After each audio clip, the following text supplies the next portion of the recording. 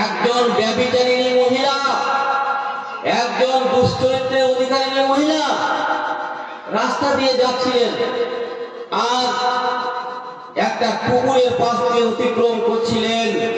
যেই কুকুরটি হাঁপাচ্ছিল তাকে এত পিপাসা পেয়েছিল যে রাবি বলছেন কাদা ইয়াকতুলুল আতাস, মনে হচ্ছে পিপাসা তাকে মুমূর্ষু করে দিয়েছিল, পিপাসা তার ওষ্ঠাগত হচ্ছিল। এই দুশ্চরিত্রের মহিলাটা তার এরকম করুণ অবস্থা দেখে, একটা কুকুরের করুণ অবস্থা দেখে তার দয়া হলো, মায়া হলো। পাশে একটা কূপ ছিল, বালতি নাই, কোন দড়ি নাই, তখন সে কি করলো, সে তার জুতো দুটিকে খুললো, মোটা ধরনের মোজা বা অনেকে জুতো বলে দিয়েছেন গায়ে, জুতোকে খুললো এবং তার ওড়নায় বাঁধলো, আর ওড়নাতে জুতোকে বেঁধে ওই জলকে উঠালো, আর জল উঠানোর পরে ওই কুকুরটিকে পান করালো। ওড়নায় বেঁধে কুকুরটিকে পার করালো। এবার নবী বলছেন এই কারণেই তাকে ক্ষমা করে দেওয়া হলো। তাহলে দুনিয়াবাসীর প্রতি, মানুষের প্রতি রহম যদি আমরা করি, তাহলে আল্লাহ তাআলা আমাদের প্রতি রহম করবেন। 3 নম্বর পথ, গুনাহ মাফের 3 নম্বর পথ হলো কি, আপনি আযান দিবেন। আযান, মুয়াজ্জিন আযান দেওয়া কত ফজিলতের কাজ।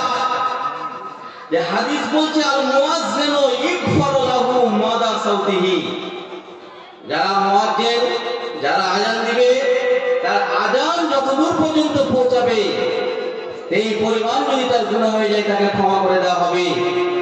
অন্য হাদিসে আছে যে তার আযান যেই শুনবে, জিন হোক, মানুষ হোক, পশুপক্ষ হোক, কিয়ামতের দিন তার জন্য সাক্ষী দিবে।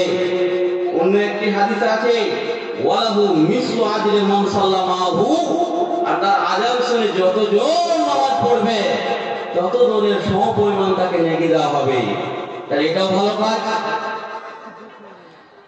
আপনি পাপ হয়ে গেছে, আপনি বসে থাকবেন না কোন রকম মতো, কি করবেন, সুন্দর করে ওযু করবেন, আর ওযু করে 2 রাকাত নামাজ পড়বেন, আর নামাজ পড়ার পরে আল্লাহর কাছে ক্ষমা চাইবেন। তাহলে কি হবে, আল্লাহ আপনার পাপকে, গুনাহটাকে মাফ করে দিবেন। এটা আমি বলছি না, নবী বলছেন। কি বলছেন, মামি আব্দিন ইদনে মুজাম্মান ফাইসিন তুহুরা সুম্মা ইয়াকুমু ফাইসাল্লি রাকাতাইন সুম্মা ইয়াস্তাগফিরুল্লাহ ইল্লা গফারাল্লাহু লাহু। কোন বান্দা যদি গুনাহ করে নাই, গুনাহ করার পরে সে যদি সুন্দর করে ওযু করে, পবিত্রতা অর্জন করে, তারপরে সে যদি নামাজে দাঁড়ায় আর 2 রাকাত নামাজ পড়ে, সুন্দর করে ওযু করে যদি 2 রাকাত নামাজ পড়ে, আর তারপরে সে যদি আল্লাহর কাছে ক্ষমা চায়, তাহলে আল্লাহ, নবী বলছেন যে গফারাল্লাহু লাহু, তাহলে আল্লাহ তাআলা তার গুনাহকে maaf করে দিবেন।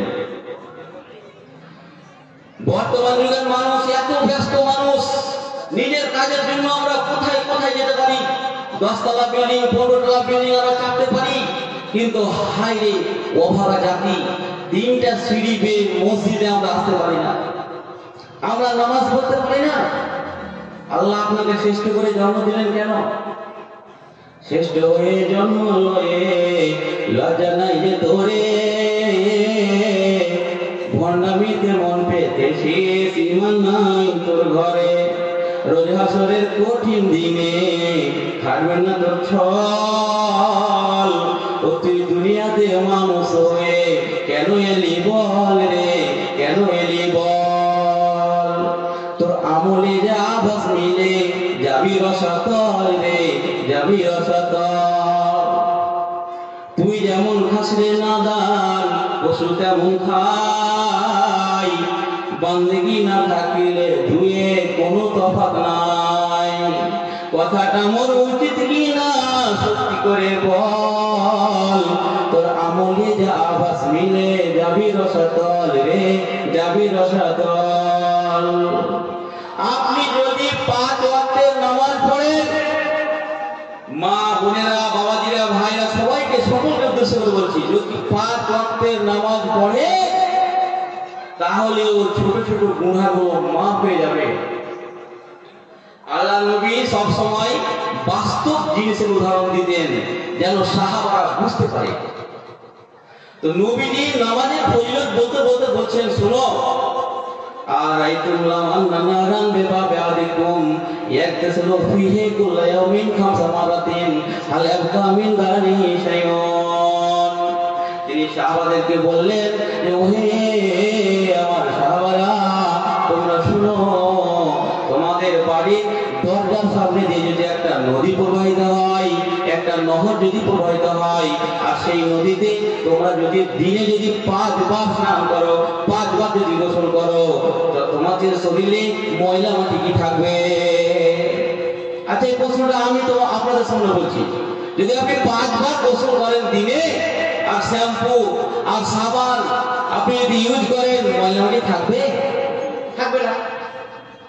তো সাহাবারা সেটা উত্তর দিলেন, ক্বালু লা ইয়াবকা মিন দানিহি শাইউন, এ নবী গো, আমাদের শরীরে 5 বার যদি আমরা গোসল করি তাহলে কোনো ময়লা মাটি থাকবে না, কোনো খারাপ জিনিস থাকবে না। এবার নবী বলছেন, যেমন ভাবে একটা লোক 5 বার গোসল করলে ময়লা মাটি থাকে না, ঠিক সেই রকমই ফাকাযালিকা মাসালু সালাওয়াতিল খামসি ইয়ামহুল্লাহু বিহিন্নাল খাতায়া। সেই রকমই 5 ওয়াক্তের নামাজ যদি কেউ পড়ে দিতে পারে, তাহলে এই 5 ওয়াক্তের নামাজ পড়ার কারণে তার জীবনের ছোট ছোট গুনাহগুলোকে আল্লাহ রাব্বুল আলামিন ক্ষমা করে দিবেন। ছোট গুনাহ, বড় বড় গুনাহের জন্য আপনাকে তওবা ইস্তিগফার করতেই হবে। আর অন্য হাদিসে আছে, সালাতুল খামস আল জুমাতু ইলাল জুমআ ওয়া রমাদান ইলা রমাদান মুকাফফিরাতুন বাইনাহা হুন্না ইজা ইসতানাবাল খাওয়ায়ের। এক জুমা থেকে আরেক জুমা, এক রমজান থেকে আরেক রমজান, মধ্যকালের মধ্যবর্তী গুনাহ মাফ হয়ে যাবে যদি সে কাবিরা গুনাহ থেকে বাঁচতে পারে। তাহলে নামাজ পড়লে কি হয়? ছোট ছোট গুনাহগুলো মাফ হয়ে যায়। ছোট গুনাহ আপনাকে বলতে বলতে বলেছিলাম যে কোন আজনবী মেয়েকে কিস করে নেওয়া, চুমা খেয়ে নেওয়া, এটাও ছোট গুনাহ। একবার একটা সাহাবী নবীর কাছে চলে এসেছেন, আর নবীর কাছে এসে তিনি বলছেন যে আমি একটা মহিলাকে কিস করে নিয়েছি। তখন আল্লাহ তাআলা আয়াত নাযিল করে দিলেন যে আকিমিস সালাত তারফিয়ান নাহার ওয়া যুলাফাম মিনাল লাইল ইন্নাল হাসানাত ইযহিবুনাস সাইয়্যাত। যে তুমি কি করো? 5 ওয়াক্তের নামাজ পড়ো, তাহলে কি হবে? ভালো কাজ, এই নামাজ এই খারাপ কাজটাকে, এই গুনার কাজটাকে মিটিয়ে দেবে। সাহাবাটি বলছেন, হুজুর, এটা শুধু কি আমার জন্য? আল্লাহর নবী বললেন, না, যে জামিই উম্মতি কুল্লিহিম, আমার প্রত্যেকটা উম্মতের জন্য। একজন সাহাবা নবীর কাছে চলে এসেছেন, আর নবীর কাছে এসে বলছেন, ইন্নী আসাবতু হাদ্দান ফাকিমু আলাইয়া। নবী গো, আমি শাস্তির উপযুক্ত হয়ে গেছি, আপনি আমার উপরে শাস্তি প্রয়োগ করুন। নবীর কাছে চলে এসে, আর নবীর কাছে আসার পরে বলছে, হুজুর, আমি শাস্তির উপযুক্ত হয়ে গেছি, আপনি আমার প্রতি শাস্তি প্রয়োগ করুন। ওয়ালাম ইয়াসআল আনহু, আল্লাহ নবী জিজ্ঞেস করলেন না যে তুমি কি করে এসেছো। নামাজের সময় হয়ে গেল, ওই লোকটিও নবীর সাথে নামাজ পড়লেন। নামাজ যখন কমপ্লিট হয়েছে, তখন ওই লোকটি আবার প্রশ্ন করছেন, ইন্নী আসাবতু হাদ্দান ফাকিম ফিয়া কিতাবাল্লাহ। নবী গো, আমি শাস্তির উপযুক্ত হয়ে গেছি, আপনি আমাকে এই কোরআনের ফয়সালা অনুযায়ী ফয়সালা করে দিন। আল্লাহ নবী ওকে বললেন, আচ্ছা বলো তো, হাল হাজারতা সালাতা মা'ানা, তুমি কি আমাদের সাথে জামাতে নামাজ পড়েছো? লোকটি বলল, হ্যাঁ হুজুর, পড়েছি। আল্লাহ রাসূল বললেন, কাদ গুফিরা লাকা ওয়া ইন্নাল্লাহা কাদ গাফারা যামবাকা ওয়া হাদ্দাকা, নিশ্চয়ই আল্লাহ তাআলা তোমাদের গুনাহগুলোকে maaf করে দিয়েছেন। ছোট্ট ছোট্ট দু তিনটা আমল শিখিয়ে দিচ্ছি। একটা ব্যক্তি, একটা লোক নবীর মসজিদে এসে বলছে, কি বলছে জানেন? আমরা যেরকম বলি হায়রা আমার গুনহারে, হায়রা আমার গুনহারে, সে এসে বলছে জুনুবি জুনুবি, হায়রা আমার গুনহারে, হায়রা আমার গুনহারে। নবী করিম সাল্লাল্লাহু আলাইহি ওয়াসাল্লাম তাকে ডাকলেন, যার বলতো তোমার কি হয়েছে? সে বলতে আরম্ভ করলো, হুজুর গো, যখন আমার গুনার কথাগুলো মনে পড়ে যাচ্ছে তখন আমার মাথাটা হেঁট হয়ে যাচ্ছে, তাই আমি এরকম করছি। আল্লাহ রাসূল বললেন, এদিকে এসো। তাকে বললেন, আমি যেটা শিখিয়ে দিচ্ছি তুমি বলো। কি দোয়া বলো তুমি? আপনারাও বলেন, আল্লাহুম্মা মাগফিরাতুকা আওসাউ মিন জুনুবি ওয়া রাহমাতুকা আরজা ইন্দি মিন আমালি। তুমি এই দোয়াটা বলো।